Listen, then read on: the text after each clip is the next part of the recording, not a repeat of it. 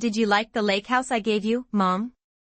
My son asked it so casually that for a moment I thought I had misheard him. The question floated across the dining table like it belonged to some other family, some other life. For a second I just stared at him, my fork still hovering above the plate of roasted turkey I had spent all morning preparing. A lake house? I said slowly. I never received any lake house. The room went quiet. Not the comfortable silence families share when they're full and content. This was a different kind of quiet, the kind that settles when something invisible has just cracked open. My son blinked. Across from him, my daughter-in-law suddenly stopped cutting her food. That was the moment I knew something in my family was terribly wrong. But I'm getting ahead of myself. I'm glad you're here. Stay with me until the end of this story, and if you'd like, tell me the city you're watching from. I always find comfort knowing how far these stories travel. My name is Eleanor Carter. I'm 68 years old, a widow, and until that evening I believed my family might be the only thing in this world that hadn't betrayed me. I was wrong. That Thanksgiving dinner had started like every other one I had hosted for nearly 40 years. The smell of sage stuffing and roasted turkey filled my small kitchen. Steam fogged the window above the sink while the November wind rattled the branches of the maple tree outside. I had woken up before sunrise that morning, the way I always did on holidays. Old habits don't disappear easily after 4 decades of marriage. Even though my husband Robert had passed away 3 years earlier, I still cooked Thanksgiving the way he liked it. The turkey basted every 30 minutes. Mashed potatoes whipped until smooth. Cranberry sauce chilled in the same glass bowl we had used since 1989. Some traditions feel like anchors. When the rest of life drifts away, they keep you steady. My house isn't large. Just a modest 2-story home in a quiet Ohio neighborhood. Robert and I bought it when our son Daniel was 6 years old. Back then the monthly mortgage payment had terrified us. But we paid it off slowly. Year by year. Promotion by promotion. 35 years later the house was finally ours. Or at least, I thought it was. Daniel arrived a little after 3 that afternoon. He stepped inside carrying a bottle of expensive red wine, the kind with a label I couldn't pronounce. He had always liked nice things once he became successful. My son was 39 now. Tall like his father. Sharp jawline. Dark hair just beginning to gray near the temples. Behind him came his wife, Vanessa. She was wearing a cream-colored coat that looked like it belonged in a magazine advertisement. Everything about Vanessa always seemed perfectly arranged, the hair, the smile, the posture. Even the way she hugged me felt rehearsed. "Happy Thanksgiving, Eleanor," she said brightly. Not Mom. She had never called me Mom.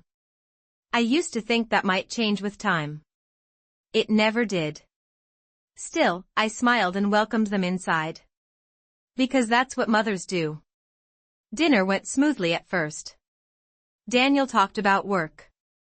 His consulting company had expanded again, this time into Chicago. Vanessa described a charity gala they had attended in Manhattan the week before. I listened politely, nodding in the right places. But sometimes, while they spoke, I noticed something strange. Vanessa kept glancing at Daniel. And Daniel avoided my eyes more than usual. It wasn't obvious. Just small things. Little pauses. Little looks. The kind of details you only notice when you've spent decades studying the faces of people you love. I pushed the thought aside. Families grow apart as children get older. That's normal. At least, that's what I told myself. By the time dessert came out, the conversation had turned lighter. Daniel complimented the pumpkin pie. Vanessa checked something on her phone and laughed quietly. I remember feeling relieved. Maybe I had imagined the tension earlier. Maybe the holiday would end the way it always had, warm, simple, familiar. Then Daniel leaned back in his chair and smiled at me. Mom, he said, wiping his mouth with a napkin. I've been meaning to ask you something. Of course, I said. He gestured toward the kitchen window. You've always loved being near water. Yes, I said, a little confused. Robert and I used to take small fishing trips when Daniel was young. A lake vacation once every few summers, if we could afford it. Daniel nodded. That's why I bought you that lake house. The words landed gently, almost playfully. Like he expected me to laugh. Instead I stared at him. A lake house? I repeated. Vanessa looked down at her plate. Daniel frowned slightly, like a man trying to understand a strange joke. The one on Lake Morrison, he said. I transferred the property to you 2 years ago for your birthday. My heart skipped. 2 years.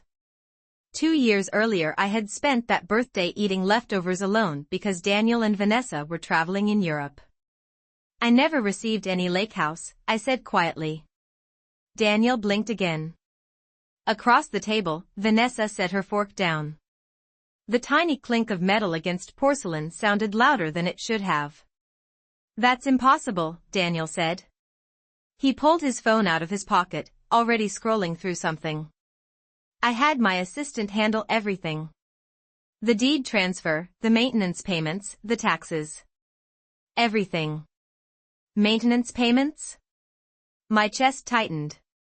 What maintenance payments? I asked. Daniel looked up slowly. The $1,500 a month I've been sending you. For a moment I thought the room might actually spin. $1,500. Every month. For 2 years. That was $36,000. Enough money to repair my aging car. Enough to pay the medical bills I had been slowly chipping away at since Robert died. Enough to change everything about the quiet, careful life I had been living. But I had never seen a single dollar of it. I never received any payments, I whispered. Daniel stared at me. Then he turned toward his wife. Vanessa had gone very still. The smile she usually wore had vanished completely. And for the first time since she had joined our family 8 years earlier. She looked afraid. That was the moment I realized something terrible. Someone in my family had been lying. And I had a growing suspicion about who. For several seconds, no one spoke. The only sound in the room was the quiet ticking of the old wall clock above the refrigerator, the same clock Robert and I had bought at a flea market 20 years ago. Tick. Tick. Tick. Daniel was still staring at his phone, scrolling through something quickly, his brow tightening with each swipe. Vanessa, however, had not moved. Her shoulders were stiff. Her hands rested flat on the table, fingers pressed together like someone trying very hard to stay calm. I had seen that posture before. People sit like that when they are hiding something. Mom, Daniel said finally, his voice slower now, more cautious. The paperwork was filed in your name. I saw the documents myself. I shook my head gently. Daniel, honey, if someone had given me a lake house, I promise you I would remember. The words sounded almost absurd coming out of my mouth. A lake house. I had spent the last 2 winters patching a leak in my roof with plastic tarps because I couldn't afford a full repair. The idea that somewhere out there I owned a second property felt almost surreal. Daniel turned his phone toward me. Look, he said. On the screen was a scanned document, a property deed. I could see my name printed clearly across the top, Eleanor Carter. The address beneath it read, Lake Morrison, Ohio. My stomach tightened. That's not possible, I murmured. Because the truth was painfully simple. For the past 2 years, my life had been very small. After Robert died, everything changed. Our retirement savings had been thinner than we expected. Hospital bills, medications, and the long months of treatment before his heart finally gave out had taken more than we planned. I started living carefully. Very carefully. I cut back on groceries. turned the thermostat lower in winter, stopped replacing things that broke unless absolutely necessary. And all that time, Daniel believed he had been sending me $1,500 every single month. $36,000. I slowly turned my head toward Vanessa. She finally lifted her eyes to meet mine. And the look on her face confirmed something that had been quietly forming in the back of my mind. Someone had been taking money that was never meant for them. And in that moment, sitting at my own Thanksgiving table, I realized something else too. This wasn't a misunderstanding. This was the beginning of the truth. Daniel looked from the phone, to me, and then slowly toward his wife. Vanessa, he said. Just her name. Nothing else. But the way he said it made the room feel colder. Vanessa forced a small laugh, the kind people use when they want a moment to think. This must be some kind of paperwork mistake, she said quickly. You know how assistants can mess things up sometimes. Daniel didn't laugh. He was still studying the document on his phone. No, he said quietly. My assistant wouldn't send the deed directly to Mom. Everything was routed through the family finance account first. He lifted his eyes again.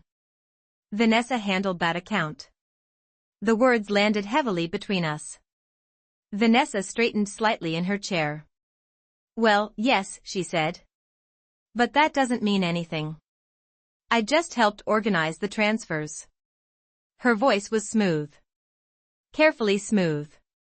But something had changed in Daniel's face. I recognized that look. It was the same expression Robert used to get when he realized a contractor was trying to overcharge him. Calm. But very focused. Mom, Daniel said slowly, are you absolutely sure you never received any deposits? Any checks? Anything? I shook my head. I check my bank account every week, I said. You know that. Since your father passed, I've had to keep a close eye on everything.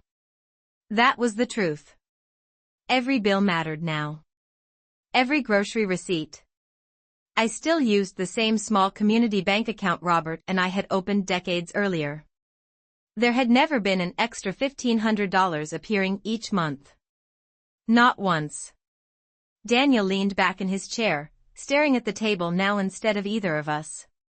That's $36,000, he said under his breath. Vanessa quickly reached for her wine glass. I'm sure there's a simple explanation, she said. Maybe the bank redirected something. Or maybe the assistant used the wrong routing number. But she didn't look at Daniel when she spoke. She looked at the table. Daniel noticed. I could see it in the slow way his jaw tightened. Vanessa, he said again. This time his voice was firmer. Where exactly were those payments sent? For a moment, no one moved. Vanessa's fingers tightened around the stem of the wine glass. Then she said something that made the air in the room shift completely. Well, technically the money went through our joint management account first. Daniel blinked. Our account, he said. Vanessa nodded quickly. Yes, just temporarily. For tax reporting and transfer records. Daniel's eyes narrowed slightly. Then why didn't it ever reach Mom's account? Vanessa opened her mouth. But no answer came out. And that silence told us more than any explanation ever could. Vanessa didn't answer. She opened her mouth once, then closed it again. Her eyes moved quickly between Daniel and the table, like someone searching for the safest place to look. Daniel leaned forward slightly. Vanessa, he said, slower now, that's a very simple question. Where did the money go? His voice wasn't loud. But after 39 years of raising him, I knew exactly what that tone meant. Daniel was no longer confused. He was starting to investigate. Vanessa finally cleared her throat. Well, the account handles several transfers, she said carefully. Mortgage payments, investment accounts, some business expenses. Sometimes money moves through it before reaching the final destination. Daniel didn't move. That doesn't answer the question. The kitchen light above the table hummed quietly. Outside, a car passed slowly down the street. Inside the house, everything felt very still. Vanessa's fingers tapped once against the side of her wine glass. Then she said something that sounded rehearsed. Maybe the payments were delayed, she said. Or maybe they were redirected for tax reasons. I'd have to check the statements. I watched her face while she spoke. Over the years, Vanessa had perfected a certain expression. Calm. Polished. Slightly concerned. The kind of expression that made people trust her. But tonight something underneath it was slipping. Daniel noticed it too. Vanessa, he said quietly, those transfers were automatic. He lifted his phone again, scrolling through another email. My assistant confirmed the payments were processed every month. Same day. Same account. He turned the screen toward her. You approved them. Vanessa looked at the screen. Then she looked away. That tiny movement, barely noticeable, made something cold settle in my chest. Because people only avoid looking at evidence when they already know what it says. Daniel slowly lowered the phone. So let me understand this, he said. For 2 years I've been sending $1,500 every month to help my mother. He paused.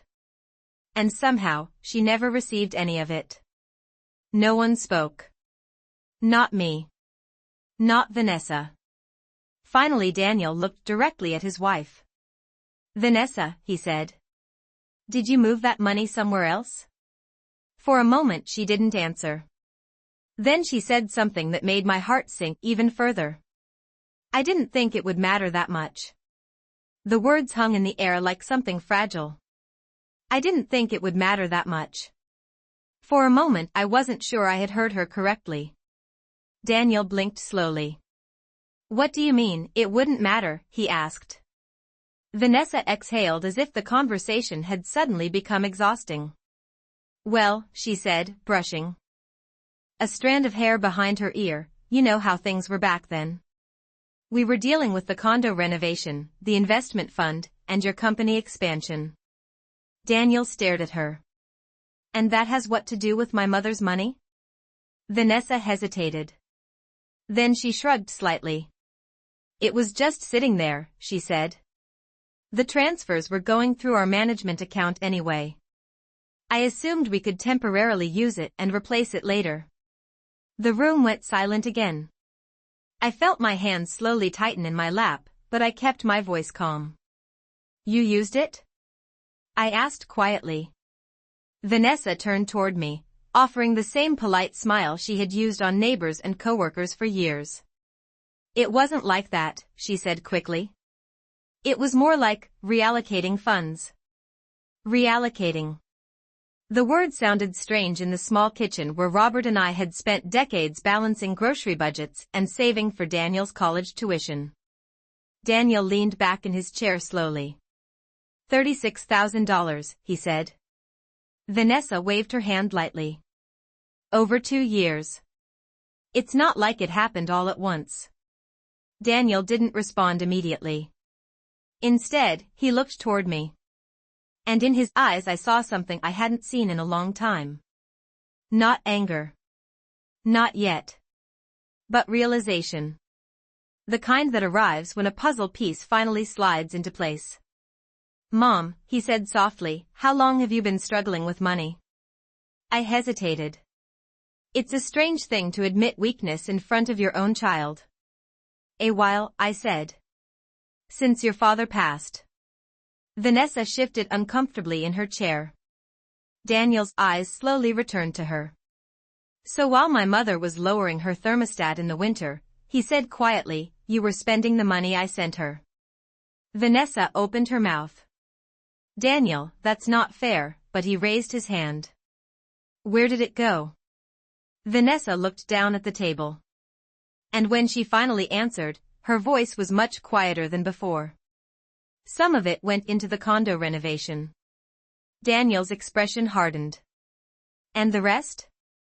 Vanessa hesitated again. Then she said something that made the situation even worse. I invested it. I invested it.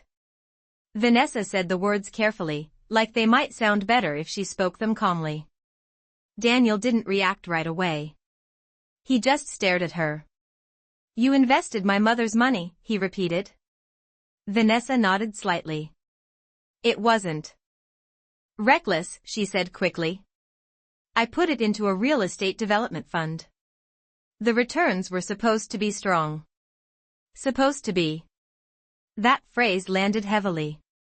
Daniel leaned forward again, elbows resting on the table. So where is the money now? Vanessa hesitated. That hesitation was all the answer we needed. Daniel's voice dropped. Vanessa. She sighed, rubbing her forehead. The market shifted last year, she said. The project stalled. The fund froze withdrawals for a while. Daniel's eyes narrowed. For a while? Vanessa looked down at the table again. They're restructuring. The word restructuring hung in the air like a warning sign. I had heard that word before. Banks used it when companies were in trouble. Daniel slowly ran a hand through his hair. Let me understand this, he said quietly. For 2 years I've been sending money to help my mother. Vanessa said nothing. And instead of giving it to her, you invested it in some project she didn't even know existed. Vanessa shifted in her chair. It wasn't supposed to disappear, she said quickly. Once the investment matured, we would have returned everything. She might have even had more. I watched Daniel carefully. There's a moment when disappointment changes into something stronger. A moment when trust breaks. I saw that moment arrive in my son's eyes. You gambled with money that wasn't yours, he said. Vanessa shook her head immediately. It wasn't gambling. It was a strategic investment. Daniel let out a short breath that almost sounded like a laugh. Strategic? He picked up his phone again and looked at the document showing the lake house transfer. Meanwhile, he continued slowly, you knew I had also transferred a property to my mother. Vanessa looked up sharply. Daniel's voice was quiet now. But somehow, he said, she never received that either. For the first time that evening, Vanessa's confidence cracked completely. Her eyes widened. Wait, she said quickly. That situation is different. Daniel looked at her carefully. How, he asked. Vanessa hesitated again. And this time, the answer took much longer to come. Vanessa didn't answer immediately. Her eyes moved quickly between Daniel and the phone still lying on the table. For the first time since the conversation began, the confidence she usually carried so easily seemed to disappear. What do you mean it's different? Daniel asked again. Vanessa took a slow breath. The property transfer, it wasn't finalized the way you think, she said. Daniel frowned. What does that mean? Vanessa hesitated, choosing her words carefully. Well, technically the house was purchased, she said. But the paperwork required a temporary holding account before the title could be transferred. Daniel's voice sharpened. And where was that holding account? Vanessa swallowed. Our management trust. Daniel sat back slowly in his chair. The pieces were starting to move together now.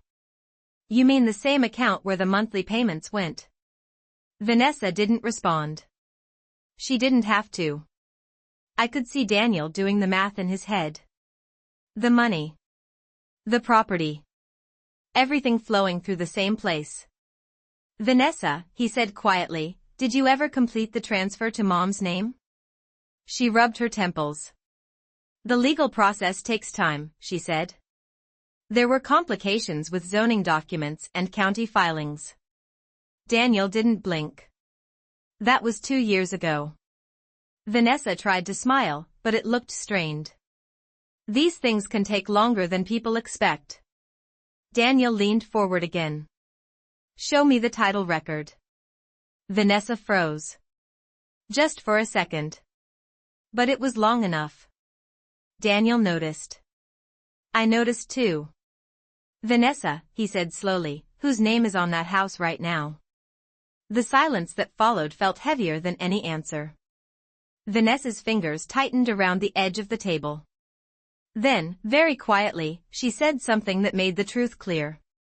Well, technically the property is still under the trust. Daniel's eyes narrowed. And who controls that trust? Vanessa looked down. Legally, she said. Yes, Daniel replied. Her voice dropped almost to a whisper. I do. The room fell completely silent. Because now it wasn't just about missing payments anymore. It meant something much worse. For 2 years, the lake house my son believed he had given me had never actually belonged to me at all. For a long moment, Daniel didn't speak. He just stared at Vanessa as if trying to decide whether what he had just heard was real. You control the trust, he repeated slowly. Vanessa nodded, but she looked far less certain now. It was only meant to be temporary, she said quickly. The property was supposed to be transferred once everything settled. Daniel didn't respond right away. Instead, he picked up his phone again and looked at the document one more time. The deed. The purchase confirmation. The bank records. Everything clearly showed the same thing. 2 years ago, he had bought that lake house with one purpose, to give it to me. Vanessa, he said quietly, did you ever intend to transfer it? Her eyes widened slightly. Of course I did, she said quickly. But this time, even she didn't sound convinced. Daniel leaned back in his chair again. And the money, he continued. Vanessa stayed silent. The $36,000 that was supposed to help my mother. Still no answer. Daniel exhaled slowly. You invested it, he said. Without telling me. Vanessa crossed her arms defensively. It wasn't supposed to become a problem, she said. Once the fund paid out, everything would have been covered. Daniel looked at her carefully. You're saying you plan to fix it later? Yes, Vanessa said quickly. Exactly. But Daniel shook his head. That's not fixing it later, he said. That's hiding it. The words settled heavily between them. I sat quietly at the end of the table, watching the two of them. For years I had tried not to interfere in their marriage. Robert always used to say that once children become adults, parents should step back and let them build their own lives. So I did. Even when Vanessa slowly started controlling more of the finances. Even when Daniel began traveling more and more for work. Even when family visits became shorter. I told myself it was normal. But sitting there that night, listening to the conversation unfold, something else began to settle into place inside my mind.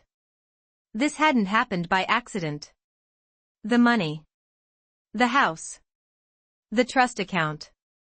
Everything had passed through one person. Vanessa. Daniel finally looked over at me. His expression was different now. Not just confused. Not just angry. But deeply troubled. Mom, he said quietly. I think there's a lot about our finances that I don't actually understand. I nodded slowly.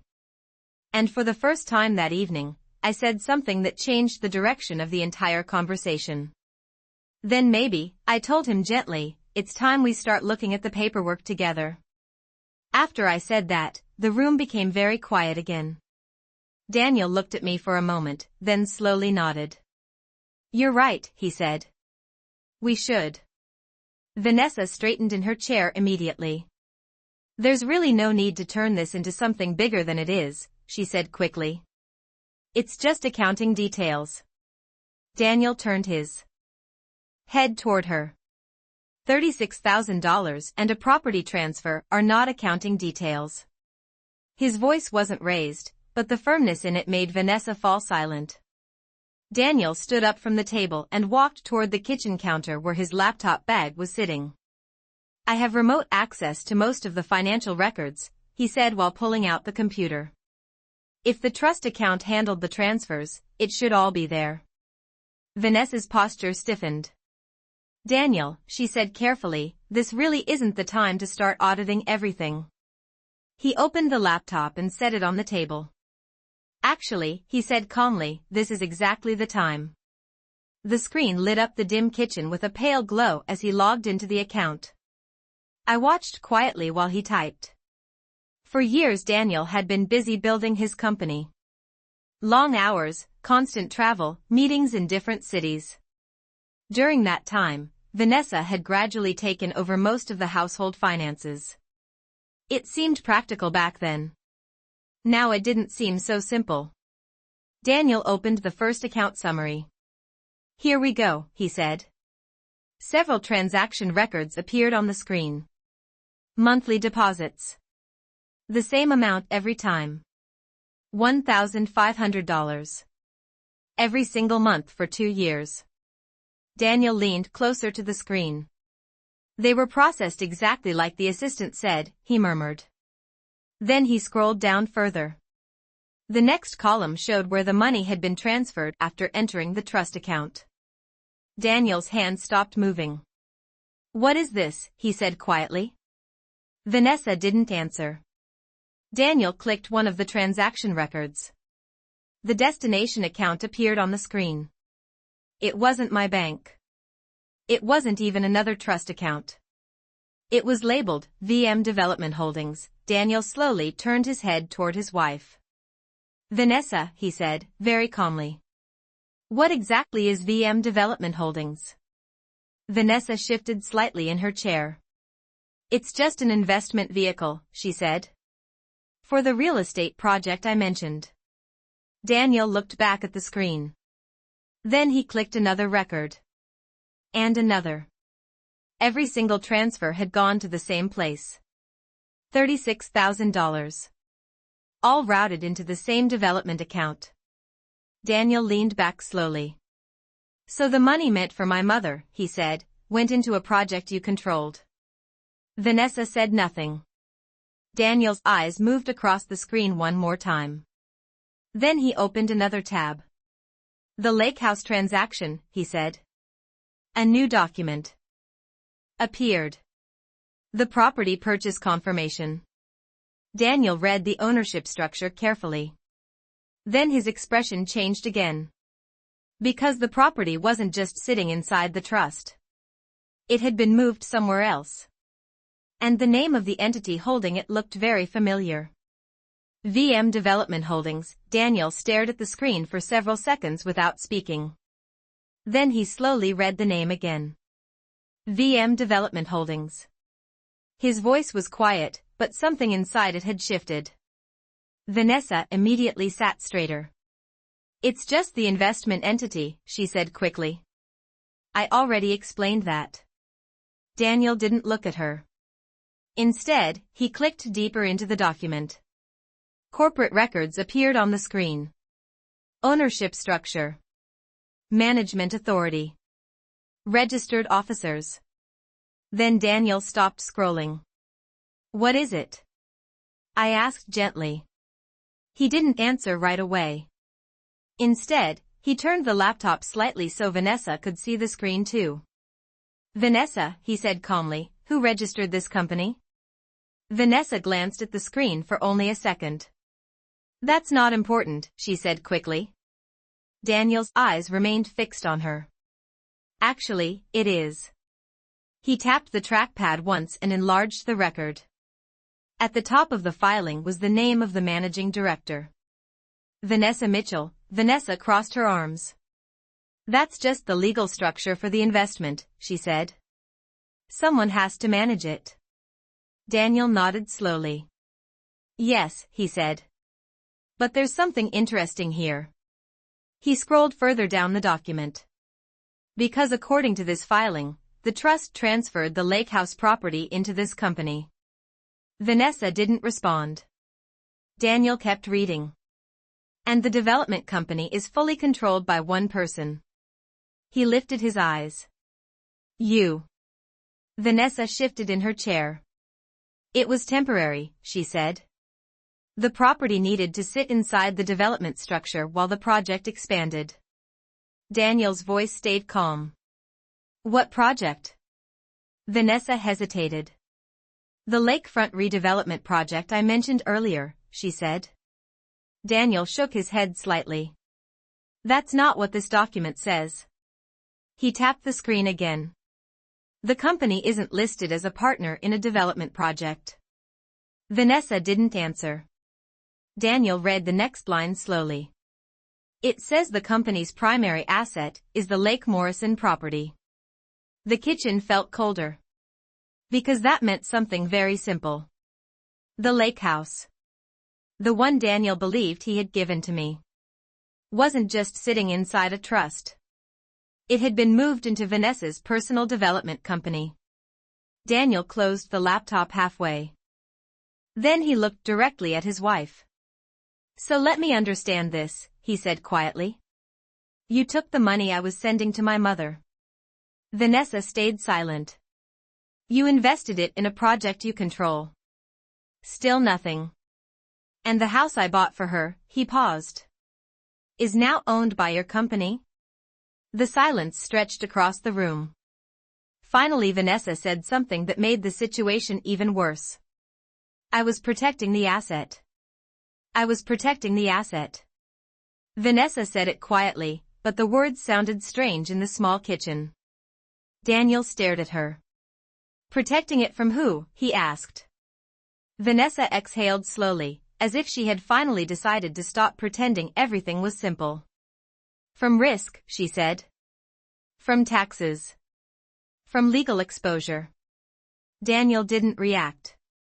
So she continued. You travel constantly, she said. Your company is expanding. There are liabilities everywhere. If something happened, a lawsuit, a financial dispute, the property could have been exposed. Daniel folded his arms. So you moved my mother's house into a company you control? Vanessa nodded. Yes. And you used her monthly support money to fund that company? Vanessa hesitated.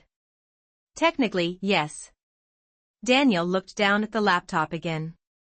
For a moment he said nothing. Then he asked a question that changed everything. Vanessa, if the house is inside your company, he turned the screen slightly and pointed at the ownership column. Why does this record show a mortgage?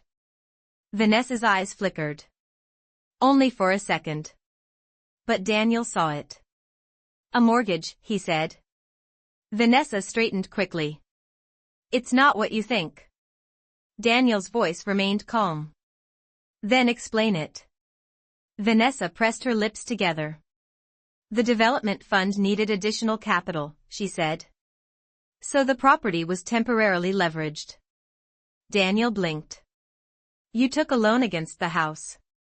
It was part of the investment structure, she replied quickly. Daniel looked at the screen again. Then he scrolled further down. The number appeared in the loan column. He read it once. Then again. Finally he looked up slowly. You borrowed $200,000 against that property. Vanessa nodded, trying to keep her voice steady. It was a strategic move. Daniel leaned back in his chair. For the first time that night, he actually laughed. But there was no humor in it. You used my mother's house, he said quietly, as collateral for your investment. Vanessa didn't answer. Because there was nothing left to explain. Daniel closed the laptop completely. The soft click echoed across the kitchen. Then he looked at me. And I could see something painful in his expression. Not just anger. But regret. Mom, he said quietly. I think Vanessa and I need to speak with a lawyer. Vanessa's head snapped toward him. But Daniel had already made up his mind. Because the situation was no longer just about missing money. Now it involved something much more serious. Debt. And the house that was supposed to belong to me was now tied to a loan neither of us had ever agreed to. That night ended much quieter than it began. The turkey had gone cold. The pumpkin pie sat untouched on the counter. Outside, the November wind continued moving through the maple branches like nothing unusual had happened. But inside the house, everything had changed. Daniel sat at the table for a long time after closing the laptop. He wasn't looking at Vanessa anymore. He wasn't even looking at me. He was staring at the table. Thinking.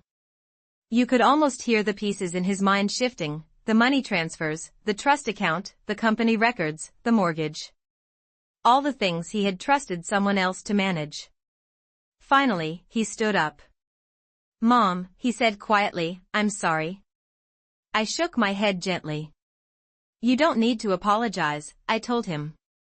But he did. Not for the missing money. Not even for the lake house. He was apologizing for something deeper. For trusting the wrong person with things that mattered. Vanessa remained seated, her arms crossed tightly. For the first time since I had known her, she looked unsure of what to say next. Daniel turned toward her. "We're calling an attorney tomorrow," he said calmly. Vanessa opened her mouth, but Daniel raised his hand. "This isn't a discussion anymore." His voice was firm now. "Everything gets reviewed. The trust. The company. The loan." The room fell silent again. Then Daniel picked up the laptop and walked it over to me. "Mom," he said, "I want you involved in every step from now on." I looked at the screen one more time, the numbers, the documents, the complicated structure that had hidden the truth for 2 years. Then I closed the lid. Because in that moment, I realized something important. The house. The money. The investments. Those things mattered. But they weren't the real story. The real story was what happens when trust is placed in the wrong hands. Sometimes people don't reveal who they truly are until the numbers are finally examined. And that Thanksgiving dinner was the moment our family finally looked at the numbers.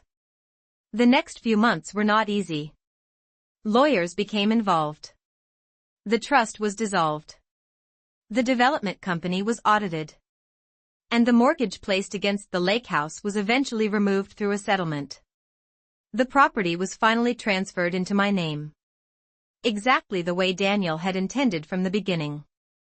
But what stayed with me the most wasn't the legal outcome. It was something Daniel said later that winter when we were standing on the porch of that lake house for the first time. Snow covered the shoreline, and the water was perfectly still. He looked at the house, then at me. "I thought I was protecting you by handling everything myself," he said. I smiled gently. "Sometimes," I told him, "the best protection is simply making sure the truth stays visible." The lake was quiet that afternoon. And for the first time in a long time, our family was too.